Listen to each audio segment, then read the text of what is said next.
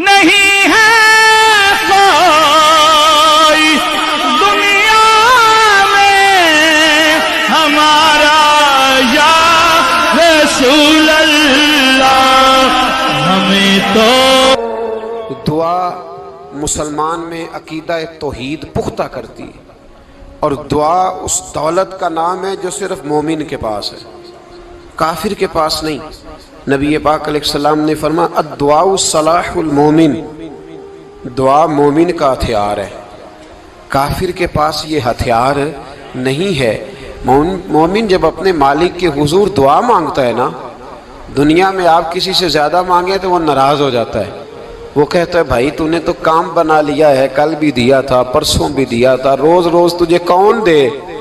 میرے نبی پاک علیہ السلام نے فرمایا جو اپنے رب سے زیادہ مانگتا ہے رب اس سے زیادہ راضی ہوتا ہے، زیادہ راضی ہوتا ہے۔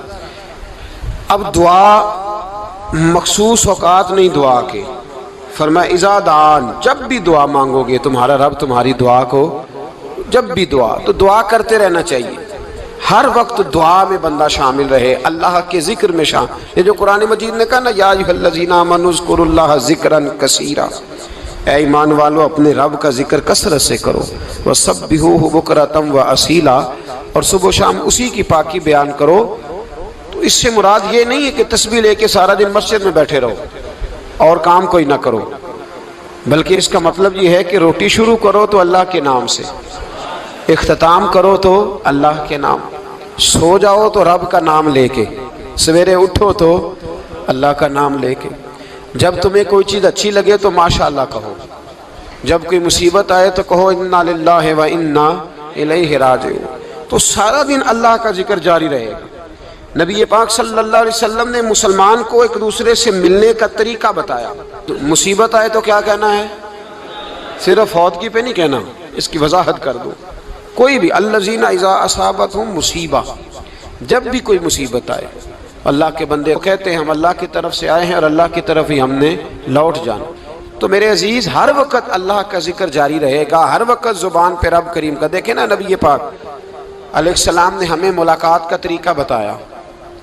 ایک صحابی آئے تو انہوں نے آ کے کہا السلام علیکم، نبی پاک علیہ السلام نے فرمایا رب تعالیٰ نے اسے 10 نیکیاں عطا فرمائی ہیں۔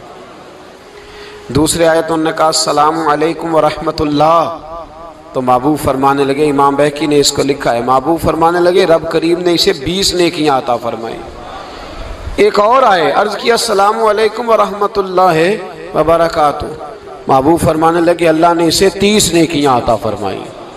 اچھا اس کا مطلب کیا ہے؟ السلام علیکم، تم پر سلامتی ہو، سادہ ترجمہ یہ ہے کہ تم سلامت رہو، تم سلامت رہو، ورحمۃ اللہ وبرکاتہ، تم پر اللہ کی رحمت بھی ہو اور اس کی برکتیں بھی ہو۔ وہ کیا کہتا ہے؟ وہ کہتا ہے وعلیکم السلام، تم پر بھی سلامتی ہو، ورحمۃ اللہ وبرکاتہ، اللہ کی رحمت ہو اور اس کی۔ یہ جو مسنون دعائیں ہیں نا جو حضور نے ہمیں دعائیں سکھائیں ہر موقع پہ، ان کا کمال دیکھیے۔ اب ایک مسلمان نے آتے کہا السلام علیکم، اس کا مطلب کیا ہے؟ تم پر۔ اب وہ جھگڑا کرے گا اسے مارے گا، اس کا مال چھینے گا؟ اس نے تو آتے ہی کہا ہے تم پر سلامتی ہو۔ تو جو سلامتی کی دعا دینے والے ہیں وہ جیب تھوڑی کاٹیں گے، وہ غبن تھوڑی کریں گے، ڈاکہ تھوڑا ڈالیں گے۔ اسلام نے لفظ ہی وہ سکھایا ہے کہ فرمایا جب تم نے ملنا ہے تو تم نے دعائیں کرنی ہیں ایک دوسرے کے لیے۔ اب ہمارے ہاں نئے نئے لفظ آ گئے، ٹیلی فون اٹھایا تو کہا ہیلو، اس کا کیا ترجمہ ہے؟ کون ہے؟ اس کا کیا ترجمہ ہے؟ جی جناب، اس کا کیا مطلب؟ ہم نے دیکھا بڑے بڑے سمجھدار لوگ السلام علیکم کی بجائے کہتے ہیں کیا حال ہے؟ بھئی کیا عجیب بات ہے، بھئی کیا حال ہے کا کیا مطلب ہوا؟ وہ بعد میں کرنے کی بات ہے۔ اور کچھ تھوڑا سا جو ادیب ہیں، جو بیچارے حروف کے پیچ و تاب میں رہتے ہیں، وہ کہتے ہیں آداب عرض ہے۔ وہ کیا ہوتا ہے جی؟ اسلام نے دعا سکھائی ہے السلام علیکم، یہ کتنی خوبصورت دعا ہے۔ جب آپ گھر کے اندر داخل ہوئے تو آپ نے دعا دی السلام علیکم، یہ دعا دی آپ۔ ایک صحابی حاضر خدمت ہوئے، عرض کی یا رسول اللہ صلی اللہ علیہ وسلم میرے گھر میں غربت رہتی ہے، کیا کروں؟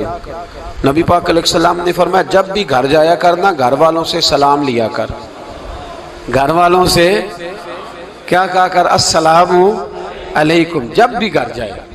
یعنی گھر آیا, اب گھر والوں نے بتایا کہ ماچس کی ڈبیا تو لے آؤ. اب یہ دکان کونے پہ تھی گھر والے پہ, وہاں سے ماچس کی ڈبیا لے کے واپس گیا تو کہنے لگا السلام علیکم. پھر گھر والوں نے کہا ہو بتانا یاد ہی نہیں رہا, چینی بھی ختم ہو گئی ہے. تو یہ پھر گیا چینی لینے, لوٹ کے آیا تو کیا کہا, جب اللہ چاہتا ہے تو کہے, جب اللہ کے رسول چاہتے ہیں تو کہے. اس کا ترجمہ یہ ہے کہ تو کہہ, تو سلام لے. اللہ رسول چاہ رہے ہیں کہ تو سلام لے تاکہ تیرے گھر میں سلامتیاں ڈال دی جائیں. تو فرمایا سلام لینی ہے تو نے, اور ساتھ تو نے اس طرح کرنا ہے کہ 3 دفعہ سورۃ اخلاص کو پڑھنا ہے. امام قرطبی نے اس کو لکھا ہے. اس نے کہا حضور غربت بڑی ہے, غربت بڑی ہے تو کہ وظیفہ بتائیں. فرمایا جب بھی گھر جاؤ سلام لو اور 3 دفعہ سورۃ اخلاص پڑھو. وہ صحابی کہتے ہیں میں پکا ہو گیا. اب وہ کچھ دنوں کے بعد, کچھ عرصے کے بعد, کچھ مہینوں کے بعد واپس آئے تو صحابہ کرام علیہم رضوان فرماتے ہماری خواہش تھی کہ یہ کچھ بیان کرے, اب بتائے جو وظیفہ لے کے گیا تھا اس کا رزلٹ کیا نکلا. کہتے اس نے بڑی حیرت انگیز بات کی, حیرت انگیز عجیب انداز میں. کچھ لوگوں کا دل ہوتا ہے نا کہ مجھے ملے میرے پڑوسی کو نہ ملے, اور کچھ کا دل ہوتا ہے یار مجھے بھی ملا ہے اور الحمدللہ میرے پڑوسی کو ملا ہے. تو صحابی جب حاضر ہوئے تو صحابہ کہتے ہیں ہمیں تجسس تھا کہ یہ کچھ بتائیں. تو حضور نے فرمایا کیا حال ہے تیرا؟ کہا یا رسول اللہ کمال ہی ہو گئی ہے حضور, میں جب بھی گھر جاتا ہوں سلام لیتا ہوں اور 3 دفعہ سورۃ اخلاص پڑھتا ہوں. میں تو امیر ہو ہی گیا ہوں, میرے تو ہمسائے بھی امیر ہو گئے. کتنا پیارا ہے یہ جملہ, کتنا حسن ہے. اتنا اچھا لفظ کسی اور کے پاس ہے ہی نہیں جو الفاظ ہمیں ہمارے رسول نے عطا فرمایا. اس کو اپنائیے, اس کو اپنائیے. یہ الگ بات ہے کہ لوگ مطلب کے لیے سلوٹ کر لیتے ہیں بڑا سارا, لیکن مطلب کے لیے نہیں. جس کو جانے اس سے بھی سلام لیں, جس مسلمان کو نہیں جانتے اس سے بھی. تو نبی پاک نے ہمیں مسنون دعائیں سکھائیں. رات کو جب سونے لگیں اللہ کے رسول صلی اللہ علیہ وسلم نے ہمیں دعا سکھائی. حضور نے فرمایا جب سونے لگو تو مسلم شریف میں فرمایا تم نے یہ دعا پڑھنی, اللہم باسمک اموت و احیا. تم نے کہنا اے اللہ میں تیرے نام پر مرتا ہوں اور تیرے نام پر جیتا ہوں. نبی پاک صلی اللہ علیہ وسلم نے ایک حدیث میں فرمایا کہ یہ جو نیند ہے نا یہ موت کی چھوٹی بہن ہے, یہ موت کا ایک حصہ ہے. جس طرح انسان سو جائے تو کوئی خبر نہیں ہوتی کیا ہو رہا ہے, بالکل وہ اٹھا ہے تو اس نے کہا ہو یہ کیا ہوا. سو جاتا ہے نا آدمی, اسے خبر نہیں ہوتی. اوہو میں نے تو 11 بجے اٹھنا تھا, یہ تو 3 بج گئے. اب اسے خبر نہ رہی. سوتے ہوئے لوگ چوری کر لیتے ہیں, بلکہ اس طرح بھی ہوتا ہے کہ آدمی نے گکھڑ اترنا تھا, وہ پنڈی سے آ رہا تھا لیکن وہ سویا ہوا تھا. آنکھ تب کھلی جب کاموں کی آ گیا تھا. اب اس کا اس پر زور, تو فرمایا کیا پتا اب تو کھل گئی کاموں کی, جا کے لاہور جا کے کسی جگہ پہنچ کے, تو یہ بھی ممکن ہے کہ کھلے ہی نہ, نیند ہی موت کا سبب بن جائے. تو کہہ کے سو کہ یا اللہ تیرے نام پہ سو رہا ہوں. اللہ کس نام پہ سو رہا ہوں یار. اگر ہم ان دعاؤں کا حسن سمجھے, مت اللہم باسمک اموت و احیا, یا اللہ میں تیرے نام پہ سوتا ہوں اور تیرے نام پر اٹھتا ہوں. گویا کہہ رہا یا اللہ میری نیند بھی تیرے فضل سے ہی ہے, اور اگر آنکھ کھل جائے تو وہ بھی تیرے فضل سے ہی ہے. کتنا اعلیٰ نبی پاک علیہ السلام نے انداز سکھایا. اور پھر بخاری شریف میں حدیث موجود ہے, فرمایا جب اٹھو تو کہو الحمدللہ الذی احیانا احیانا بعد ما اماتنا و الیہ النشور. فرمایا جب تم سو کے اٹھو تو پھر کہو اے اللہ ساری تعریفیں تیرے لیے, تمام تعریفیں جس نے ہمیں موت کے بعد حیات دی. موت کے بعد فرمایا احیانا بعد ما اماتنا, ہمیں مرنے کے بعد گویا اللہ کا شکر ادا کر کے آنکھ کھل گئی. دیکھیں کس طرح اسلام مسلمان کو اللہ کے ساتھ جوڑتا ہے. فرمایا شکر کر, آنکھ کھل گئی. کہ یا اللہ تیرا شکر ہے تو نے موت کے بعد ہمیں دوبارہ حیات عطا فرمائی, یہ شکر ادا کرو. گویا تم یہ نہ کہنا کہ میں اٹھ گیا ہوں تو میرا کمال ہے, یہ نہ سمجھنا میں اٹھ گیا ہوں تو میں بڑا پابند ہوں, جب میں ارادہ کر لوں کہ میں نے 11 بجے اٹھنا ہے تو پھر میں اٹھ جاتا ہوں. یہ نہ کہنا کہ یہ الارم بڑا اچھا ہے, یہ مجھے اٹھا لیتا ہے. ذہن کے اندر خیال کر کہ نیند تو موت کی طرح تھی, یہ جو میں اٹھ گیا ہوں تو اپنے رب کے فضل سے اٹھا ہوں. جو میں اٹھ گیا ہوں جو ابھی ابھی اٹھے ہیں وہ تو بول دینا کم از کم کہ میں اپنے رب کے فضل سے اٹھ گیا.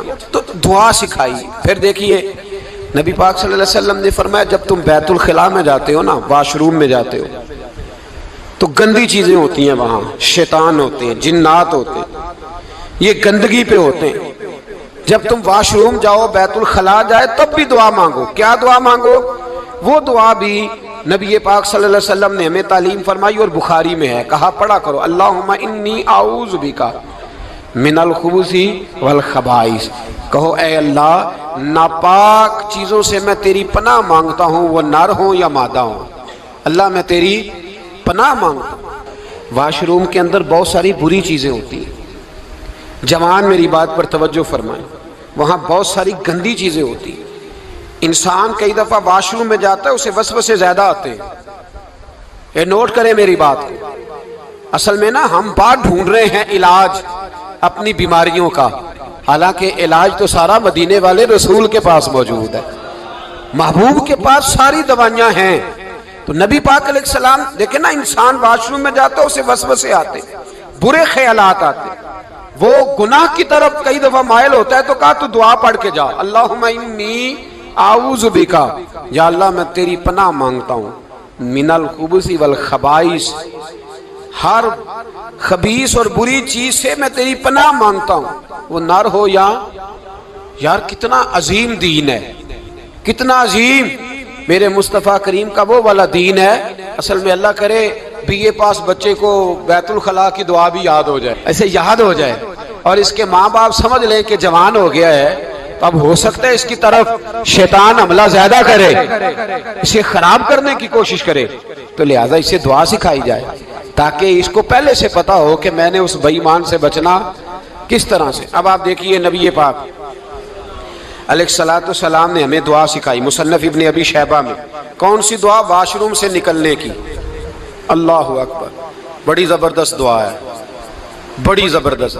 آپ یقین کریں اس ایک ایک دعا پر ایک ایک پورا بیان ہو سکتا ہے، ایک ایک. یہ اس لیے نہیں میں کہہ رہا کہ میں کوئی عالم فاضل آدمی ہوں، آپ کہیں گے کہ بتا رہے ہیں میں بڑا پڑھا لکھا ہوں. صرف یہ عرض کر رہا ہوں کہ اس کے فوائد پر، ثمرات پر جو اللہ تبارک و تعالی امت کو دیتا ہے، ان دعاؤں کی جو فضیلت حدیثوں میں آئی ہے، اور پھر جو اس کے فوائد ہے، اگر اس پر بات کروں تو ایک دعا تقاضا کرتی ہے کہ اس پر پورا ایک لیکچر ہونا چاہیے. دیکھیے آپ واش روم سے نکلے، دعا کیا ہے؟ دعا کے لفظ کیا؟ الحمدللہ الذی. ایک حدیث میں لفظ ہے غفرانک، غفرانک، اے اللہ میں تجھ سے بخشش چاہتا ہوں. اور جو مشہور اور معروف ہے مصنف ابن ابی شیبہ کی روایت، فرمایا الحمدللہ الذی اذھب عنی العذا وعافانی. فرمایا اے اللہ تیرا شکر ہے. واش روم سے نکلا ہے تو کہہ رہا ہے یا اللہ تیرا شکر ہے، تو نے مجھ سے اذیت دور کی، وعافانی، اور تو نے مجھے عافیت عطا کر دی. اذیت دور کر دی اور عافیت. بولیے واش روم سے نکلا ہے تو کیا کہتا ہے؟ یا اللہ تیرا شکر ہے، تو نے مجھ سے اذیت دور کر دی اور مجھے عافیت. ڈاکٹر حکیم ہومیوپیتھک ایک چیز پر متفق کم ہوتے ہیں، پتہ ہے نا آپ کو، لیکن اس بات پر سب کا اتفاق ہے کہ اگر کسی کو قبض ہو جائے نا تو شاید 70 یا 72 بیماریاں لگ جاتی ہیں اس کو. اور جب آدمی کو قبض ہوتی ہے نا، پیٹ کے اندر فضلہ جم جاتا ہے، خارج نہیں ہوتا، اس کو اعصاب کی بیماری ہوتی ہے، اس کے ذہن پر اثر ہوتا ہے اس چیز کا. آپ یہ مت سمجھیں کہ کھانا کھانا ہی ایک کمال ہے. اللہ نے یہ بھی نعمت بنائی ہے کہ کھانا جب خارج ہوتا ہے تو وہ بھی اللہ کا بہت بڑا احسان ہے.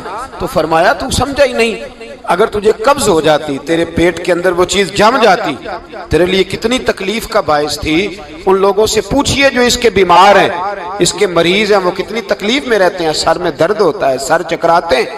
ایک بہت بڑا روڈ ایکسیڈنٹ ہوا تو ڈرائیور سے لوگوں نے پوچھا کہ مسئلہ کیا ہے؟ تو کہنے لگا میں قبض کا مریض ہوں، تو میں کھانا کھا لیتا ہوں تو میرے ذہن پر وہ اس قدر زیادہ گیس کا غلبہ ہوتا ہے کہ میں سخت تکلیف میں ہوں. نبی پاک علیہ السلام نے ہمیں سمجھایا اور بتایا کہ سمجھ لو یارو، کھانا کھانے کی نعمت تو اللہ نے تمہیں عطا فرمائی ہے، لیکن کھانا کھانے کے بعد اس کا اخراج بھی اللہ کی بہت بڑی نعمت ہے تو اللہ کا شکر ادا کرو. پھر جب آپ گھر سے نکلیں گے تو بھی اس کی دعا ارشاد فرمائی, بسم اللہ توکلت علی اللہ, اللہ کے نام سے گھر سے نکلتا ہوں اور میں نے بھروسہ بھی اللہ کے نام پہ کیا. جب گھر سے نکلیں تو کس کے نام پہ بھروسہ کریں؟ بولیے. حضرت رابعہ بصریہ رحمت اللہ علیہا آپ تشریف لے گئیں حج کرنے, جس دن واپس آئیں اپنا اونٹ کہہ گئی جاتی دفعہ, کہنے لگی اللہ میں تیرے حوالے کر کے جا رہی ہوں اور بسم اللہ توکلت علی اللہ, بھروسہ بھی تیری ذات پہ. جس دن واپس آئی نا اسی دن کسی نے بتایا کہ اماں آج ہی تیرا اونٹ مر گیا ہے, تو اونٹ کے سرانے کھڑی ہو کے کہنے لگی مولا میں تو تیرے نام پہ تیرے پہ بھروسہ کر کے گئی تھی, تیرے حوالے میں تو تیرے گھر گئی تھی. تو لوگ کہتے ہیں اماں کے منہ سے لفظ نکلے تو اونٹ زندہ ہو کے کھڑا ہو گیا, کھڑا ہو گیا ہوں. تو اماں کہنے لگی نہیں تمہیں ہی غلطی لگی ہے, مرا ہی نہیں تھا, پہلے سے ہی موجود تھا, گویا اپنی کرامت بھی نہیں ظاہر ہونے دی. تو بھائی گھر سے نکلیں تو کس لفظ پر کہ یا اللہ میں تیرے بھروسے پہ نکل رہا ہوں. میں اس کے دو فائدے ہوں گے, ایک تو آپ اللہ کی امان میں جا رہے ہیں, اللہ کی امان میں آ رہے ہیں, اور دوسرا جس گھر کو آپ چھوڑ کے جا رہے ہیں اسے بھی اللہ کی امان میں دے کے جا رہے ہیں. تو کتنا لذت والی دعا ہے جو نبی کریم علیہ السلام نے ہمیں سکھائی. اب ذرا حدیث سنیں خوش ہو کے. دیکھیں حضور نے دعا سکھائی, فرمایا جب دیکھ لو نا کسی کو ہنستا ہوا, کیا کرتا ہوا؟ ماشاءاللہ آپ تو ہنسنے لگے. جب کسی کو ہنستا ہوا دیکھو تو کہا کرو اضحک اللہ سنک. یہ دعا یہ بخاری ہے, فرمایا دعا مانگا کرو جب کسی مومن کو ہنستے ہوئے دیکھو تو دعا مانگو اضحک اللہ سنک, اللہ تجھے ہنستا ہی رکھے, اللہ تجھے. بولیے جل نہ جایا کرو کہ میں پریشان ہوں تو یہ ہنس کیوں رہا ہے, جھلا نہ کرو, بلکہ کیا کہا کرو اللہ تجھے ہنستا رکھے, اللہ تجھے. نبی پاک صلی اللہ تعالی علیہ وآلہ وسلم نے فرمایا, ترمذی میں حضرت اسامہ بن زید رضی اللہ تعالیٰ عنہ سے حدیث مروی ہے, حضور نے فرمایا جس نے کسی کے ساتھ احسان کیا اور جس پر احسان کیا اگر اس نے یہ دعا پڑھ دی نا جزاک اللہ خیرا, تو فرمایا اس نے اللہ کی بھی پوری حمد کر دی اور محسن کا صحیح شکریہ بھی ادا کر دیا. کیا کہنا ہے؟ جزاک اللہ, اللہ تجھے بہترین جزا عطا کرے. اس کا ترجمہ کیا ہے؟ اللہ تجھے بہترین, کیونکہ حضور فرماتے ہیں من لم یشکر الناس ولم یشکر اللہ, جس نے بندوں کا شکریہ ادا نہیں کیا اس نے اللہ کا بھی شکریہ ادا نہیں کرنا. تو کیا کہنا چاہیے؟ جزاک اللہ خیرا. اور اگر اماں کہتی ہو بچوں کو انگریزی سکھانی ہے تو کیا کہنا ہے پھر؟ شکریہ ادا کرنے میں کیا کہنا ہے؟ Thanks, thank you. او خدا کے اس کا ثواب کتنا ہے؟ بولے انگریزی ایک زبان ہے, اس کو زبان ہی رہنے دیں گے.